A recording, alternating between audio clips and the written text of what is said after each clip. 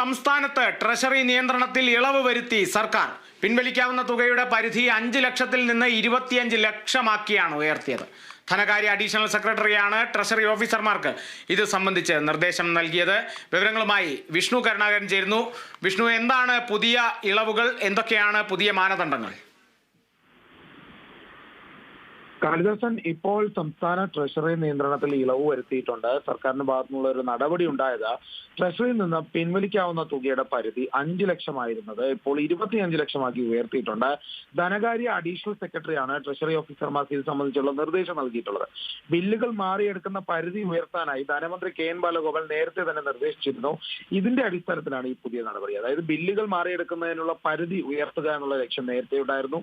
അതുകൊണ്ട് തന്നെ അത് മുന്നോട്ട് വയ്ക്കുന്ന ഒരു നിർദ്ദേശമുണ്ടായിരുന്നു. അതിനെ അടിസ്ഥാനപ്പെടുത്തി ഇപ്പോൾ പിൻവലിക്കാവുന്ന തുകയുടെ പരിധി അതിന്റെ ഭാഗമായി 5 ലക്ഷത്തിൽ നിന്നും 25 ലക്ഷമാക്കി ഉയർത്തിയിരിക്കുകയാണ്. ഇങ്ങനെയാണ് ധനകാര്യ അഡീഷണൽ സെക്രട്ടറിയുടെ പുതിയ തീരുമാനമുണ്ടായിരിക്കുന്നത്. ഏതായാലും അതോടൊപ്പം തന്നെ നടപ്പിലാകുന്ന ഒരു അവസ്ഥയിലേക്കാണ് കാര്യങ്ങൾ കടക്കുന്നത്. ശരി വിഷ്ണു.